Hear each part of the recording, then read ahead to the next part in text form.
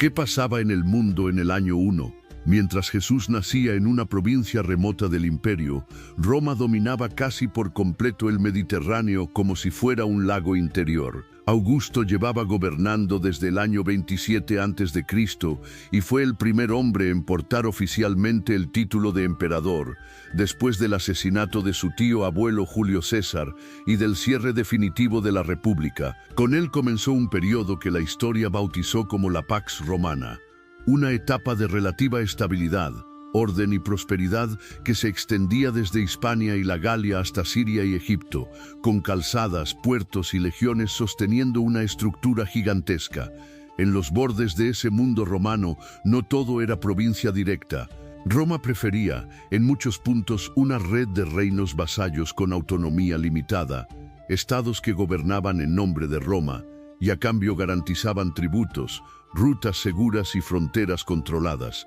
Un ejemplo era Mauritania, gobernada por Juba II, cuya esposa fue Cleopatra Selene, hija de Cleopatra y Marco Antonio. En esa misma franja de reinos y territorios estaban Capadocia, Tracia, Licia, Nabatea o dominios menores en Asia Menor, además de regiones como Judea o Palmira, muchas de las cuales serían absorbidas formalmente en los siglos siguientes. Pero el control romano tenía grietas, había zonas de dominación intermitente y regiones rebeldes donde la romanización avanzaba a golpes, no a decretos. En el norte de Hispania, pueblos como los astures y los cántabros habían resistido con fiereza. En el extremo norte, las tierras de Germania seguían siendo un límite peligroso, una frontera donde Roma aprendía que su maquinaria no era invencible. Britania, por su parte, aún no pertenecía al imperio, aunque ya aparecía en el horizonte mental de los estrategas romanos. Una isla deseada, todavía fuera del mapa imperial, pero cada vez más cerca del ojo de la conquista. Y aunque Roma había crecido hacia el oeste, su ambición también miraba con hambre hacia el este. Las historias de Alejandro Magno y los rumores de un oriente repleto de riquezas alimentaban la imaginación romana. Para entonces, la ruta de la seda ya funcionaba como una arteria silenciosa que conectaba mundos que casi no se conocían entre sí. La seda china, las piedras preciosas, el jade y las especias viajaban por caravanas y puertos. A cambio circulaban hacia el este el vidrio romano, ánforas, metales trabajados y bienes manufacturados.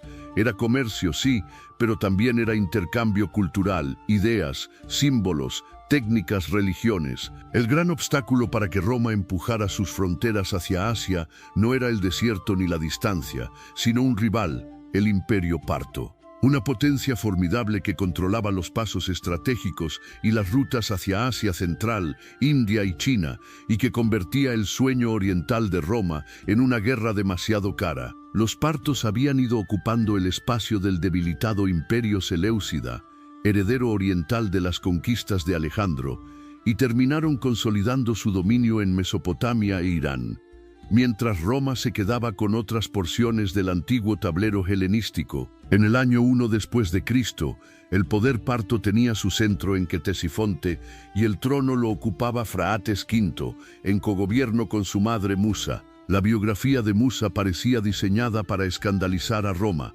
Las fuentes antiguas la presentan como una esclava de origen italiano enviada como obsequio diplomático que, con el tiempo, ascendió hasta convertirse en reina. La tradición también sostiene que junto a su hijo envenenó a Fraetes IV para asegurar la sucesión, y ese gesto polémico, oscuro, decisivo, la colocó como una figura excepcional, una de las pocas mujeres que gobernaron de forma visible en la historia iraní registrada.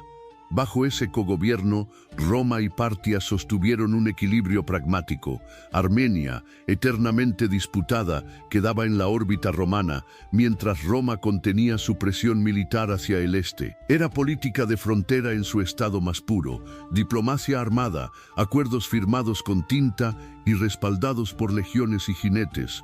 Una paz tensa, mantenida no por confianza, sino por el cálculo y el miedo mutuo.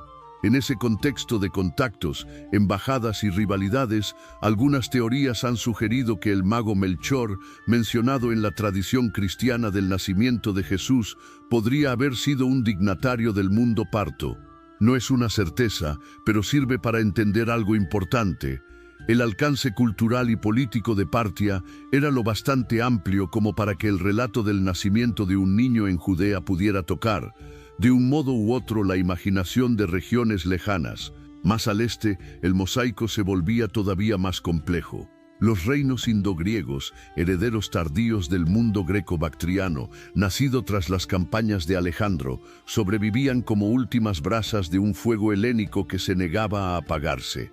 En algunos territorios del noroeste del subcontinente indio aún se veían señales de sincretismo, formas griegas mezcladas con símbolos locales, monedas con inscripciones helénicas y una cultura que parecía vivir entre dos mundos.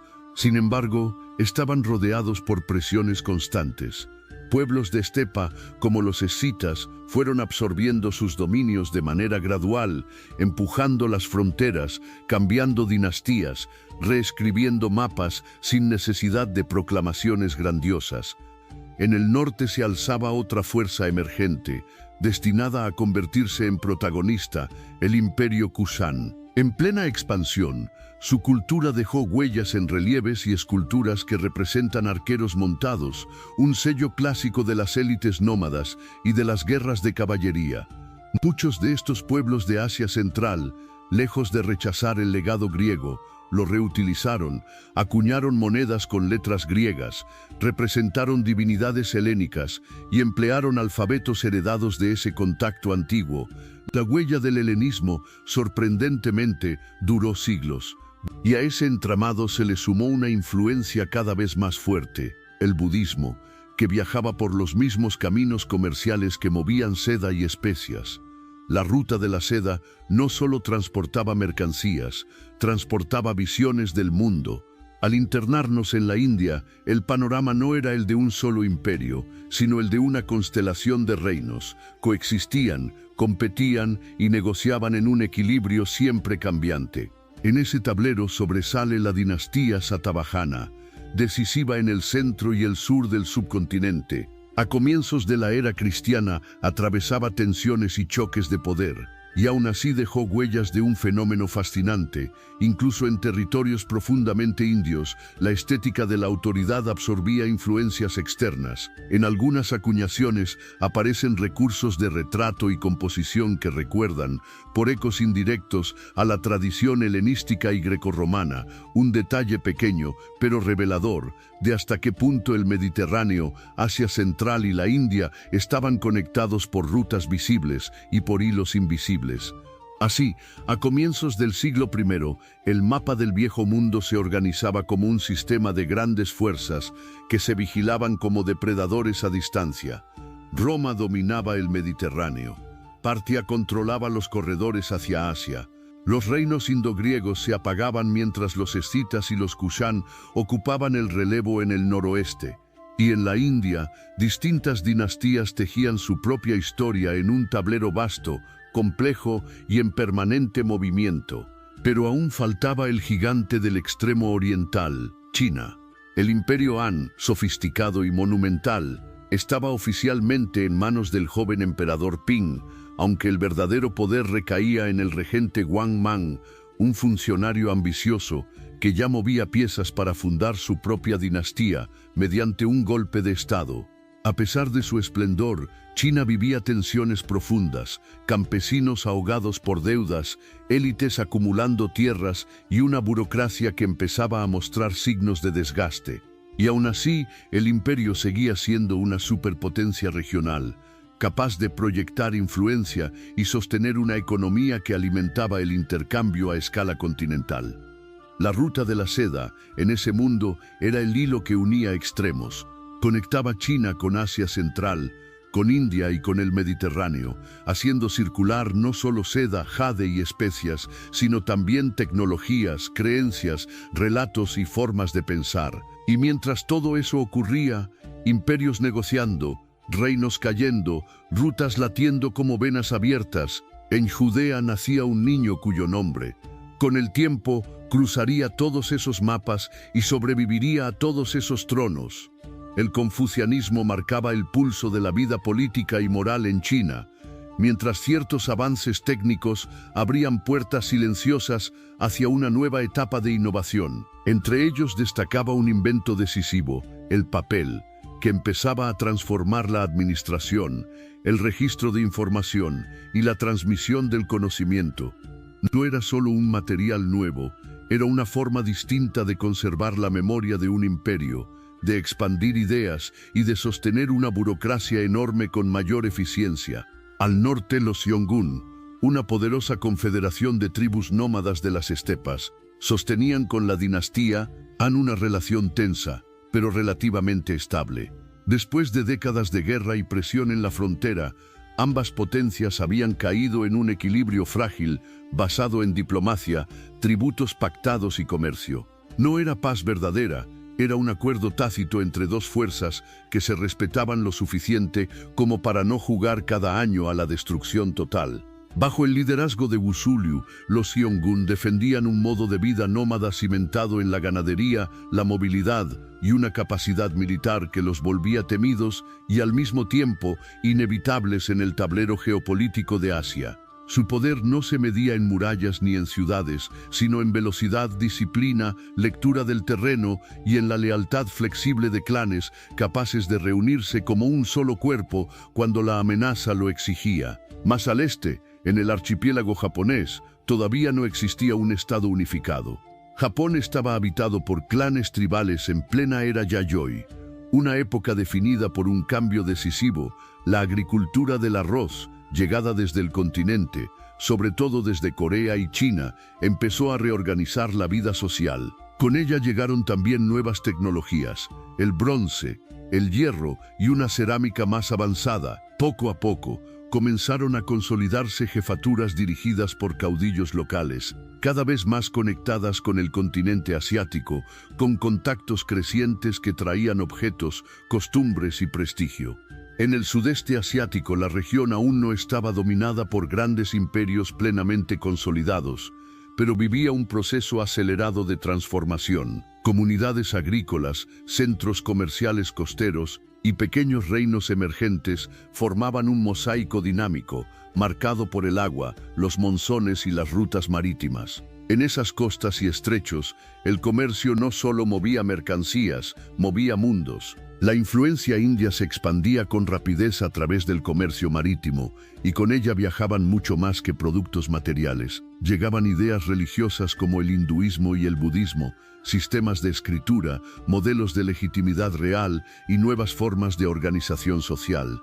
Allí donde atracaban los barcos, se sembraban también símbolos, relatos, dioses y leyes, y las sociedades locales comenzaban a reinterpretar esas influencias dentro de sus propias tradiciones. Oceanía, por su parte, era un universo de culturas dispersas, pero profundamente enraizadas. Australia estaba habitada por pueblos aborígenes cuyas tradiciones orales y formas de vida se remontaban a decenas de miles de años.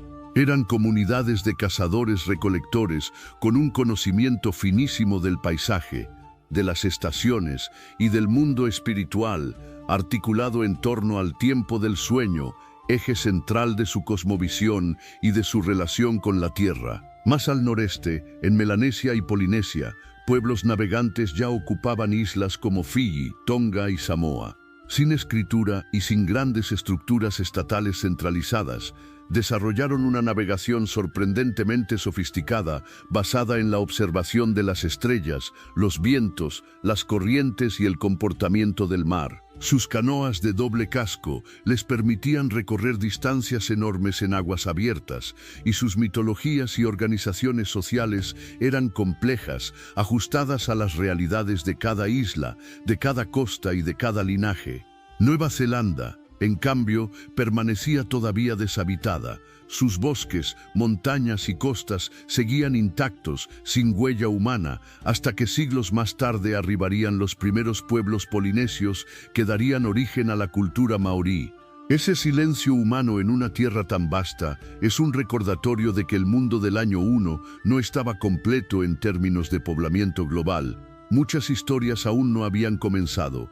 África era un continente inmenso, diverso y vibrante, con regiones profundamente conectadas al Mediterráneo y otras desarrollando civilizaciones sofisticadas por su cuenta. En el norte, Egipto era una provincia clave del Imperio Romano, esencial por su producción de trigo, que alimentaba a Roma y sostenía su estabilidad urbana. Su cultura era una fusión de lo faraónico, lo griego y lo romano, visible en el arte, la religión y la arquitectura, como si tres memorias históricas convivieran en un mismo cuerpo. Más al oeste, Cartago, destruida siglos antes por Roma, había renacido como una ciudad romana próspera en el norte de África, integrada en la economía imperial.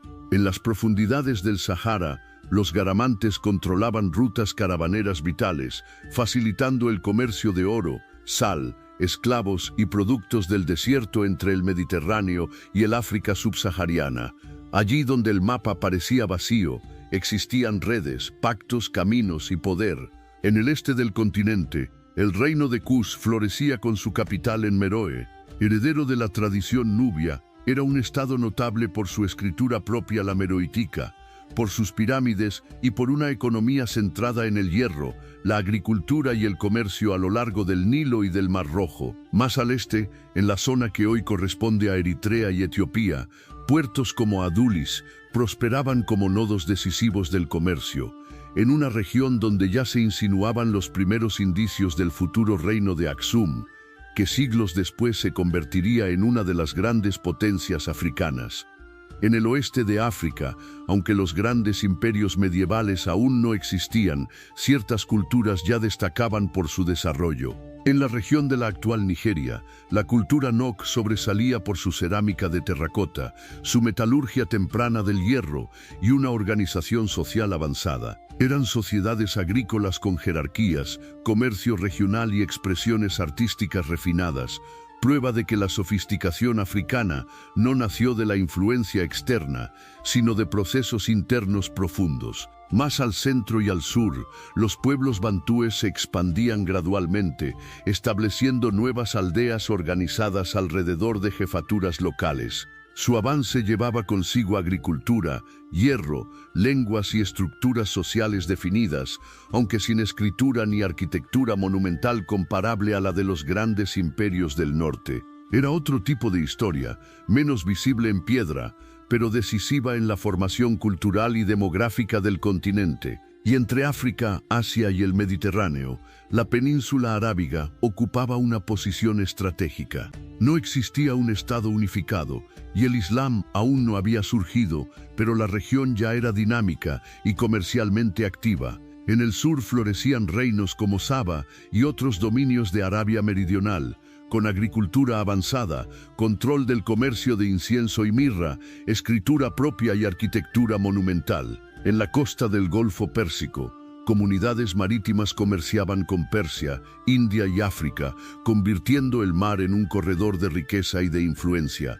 Así era el mundo en el año 1, un planeta sin un centro único, sostenido por imperios, rutas y fronteras, por clanes, caravanas y puertos, por religiones que viajaban con los mercaderes y por tecnologías que comenzaban a cambiar lentamente la manera en que la humanidad guardaba su historia. En el interior de la península arábiga predominaban tribus nómadas dedicadas al pastoreo y al comercio de caravanas. Las rutas atravesaban desiertos y oasis como venas de supervivencia, y en ese sistema de tránsito y alianzas, lugares como la Meca ya funcionaban como centros de culto politeísta y como puntos de reunión donde lo espiritual y lo comercial se mezclaban sin separación. No existía un poder unificado, pero sí un entramado vivo de clanes, mercados, santuarios y pactos que mantenían a la región en movimiento constante.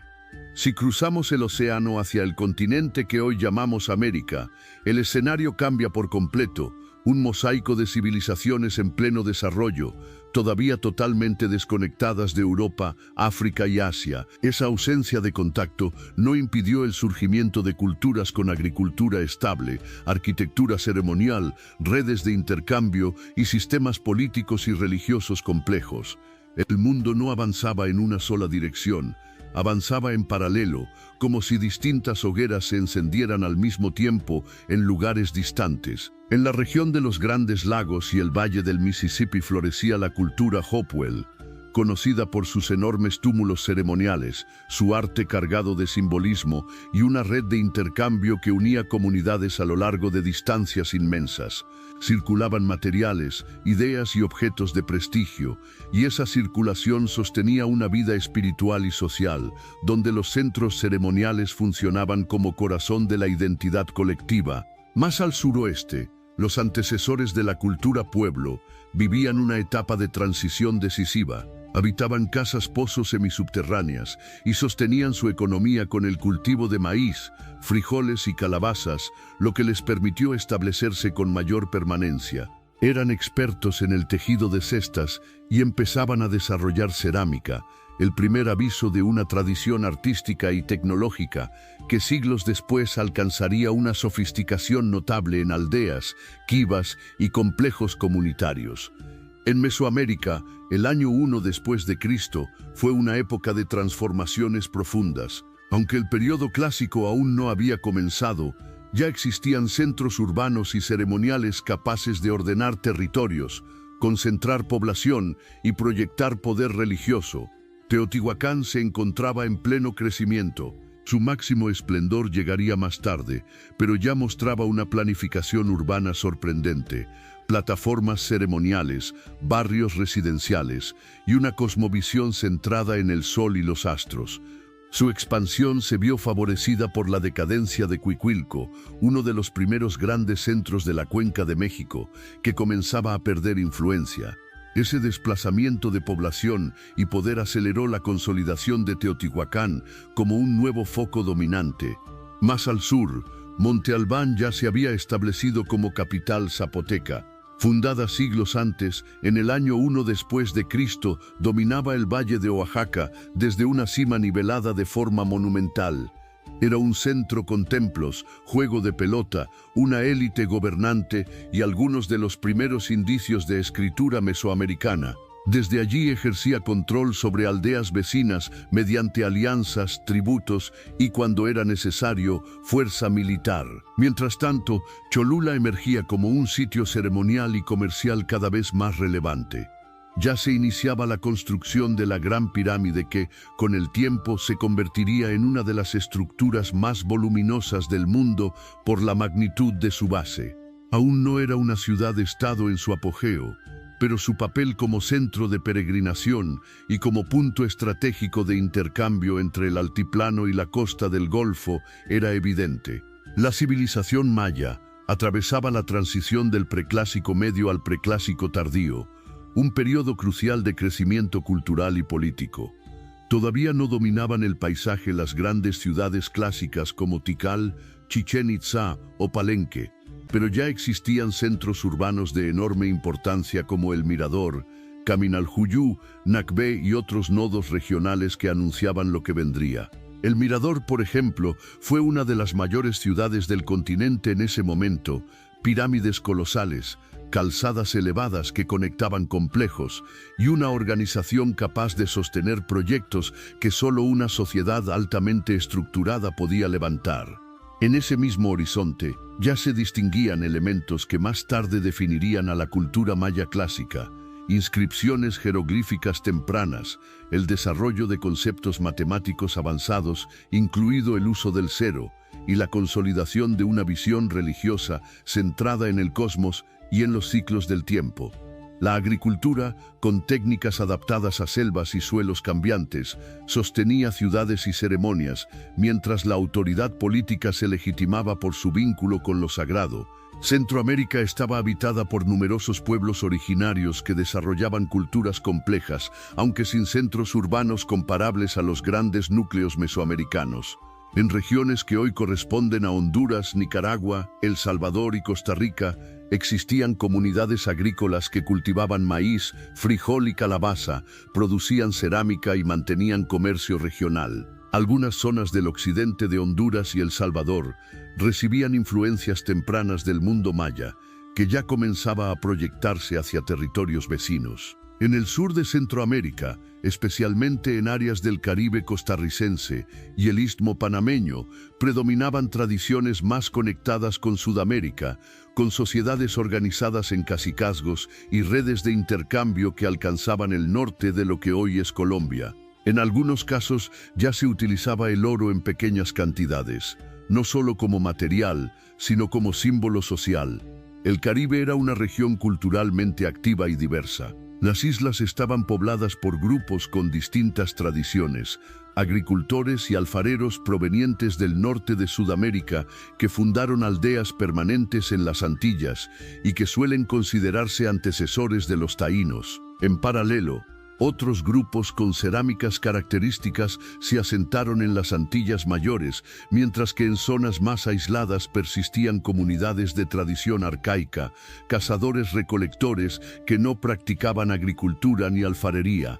Era un mar lleno de rutas, migraciones y adaptaciones, donde la identidad se construía entre islas. En Sudamérica, el año 1 después de Cristo mostraba otro gran mosaico de culturas. En la costa sur del actual Perú, la cultura nazca comenzaba a emerger a partir del legado de Paracas. Ya desarrollaban una agricultura sofisticada apoyada por acueductos subterráneos y construían centros ceremoniales como Cahuachi, donde lo ritual ordenaba la vida colectiva. En ese periodo también empezaban a trazarse las primeras líneas de Nazca, geoglifos gigantes en el desierto, ligados a ceremonias, calendarios y observaciones del cielo, como si el paisaje se transformara en un templo visible desde lo alto. En el norte de Sudamérica, especialmente en zonas del Caribe y regiones de lo que hoy es Colombia y Venezuela, pueblos arawaki caribes vivían en cacicazgos agrícolas con aldeas grandes, cultivo de yuca y maíz, navegación fluvial y marítima, y redes de intercambio que conectaban costas, islas y ríos. En la vasta Amazonía, grupos dispersos de cazadores, recolectores y horticultores vivían a lo largo de los grandes cursos de agua. Conocían profundamente el bosque, cultivaban en pequeña escala y sostenían sociedades adaptadas al entorno sin necesidad de levantar monumentos urbanos de piedra. Más al sur, en los Andes australes, la Patagonia y las costas del Atlántico y del Pacífico, grupos nómadas vivían de la recolección marina, la pesca y la caza, desplazándose en familias y clanes con herramientas ajustadas a climas duros y economías de subsistencia sostenibles. Comparar acontecimientos y procesos que ocurrían en el mismo año, como en el caso del año 1 después de Cristo en distintas partes del mundo, rompe una visión estrecha o eurocentrista del pasado. Nos recuerda que mientras Roma consolidaba una nueva era imperial y según la tradición cristiana, ocurría el nacimiento de Jesús en Mesoamérica, China, India, África y las Américas también florecían culturas con sus propios sistemas políticos, religiosos y culturales. Mirar la historia de manera simultánea revela una verdad poderosa. La humanidad no tiene un solo centro ni una sola línea de desarrollo, sino un tapiz global formado por experiencias paralelas, distintas y profundamente valiosas, incluso cuando no existía contacto directo entre esas sociedades. Y ahora entiendes por qué esta historia importa, porque el año 1 no fue un inicio solo para Roma, ni un capítulo aislado para Judea. Fue un espejo del planeta entero, imperios que respiraban, civilizaciones que levantaban templos, rutas que movían ideas, reinos que nacían y otros que caían. Mientras el mundo parecía dividido por océanos y desiertos, la humanidad ya estaba escribiendo, al mismo tiempo su gran libro invisible. Y aquí está el golpe final. Si miras solo una esquina del mapa, te pierdes el diseño completo. Pero cuando conectas las piezas, Roma, Partia, China, Arabia, Mesoamérica, África, empiezas a ver los patrones, empiezas a notar que la historia no es una línea, es un código, un códice. Si este viaje te abrió los ojos, escribe en los comentarios desde qué región del mundo quieres que sigamos tirando del hilo, China, Mesoamérica, África o el Imperio Parto. Lee también lo que otros pongan, porque muchas veces la próxima revelación nace en una sola pregunta. Suscríbete a El Códice Sagrado y activa la campanita, porque aquí no contamos historias para rellenar el tiempo, Aquí desciframos lo que el mundo olvidó, y en el próximo episodio vamos a revelar el detalle que conecta estos imperios con una sola idea que casi nadie se atreve a decir en voz alta. Nos vemos en el próximo códice.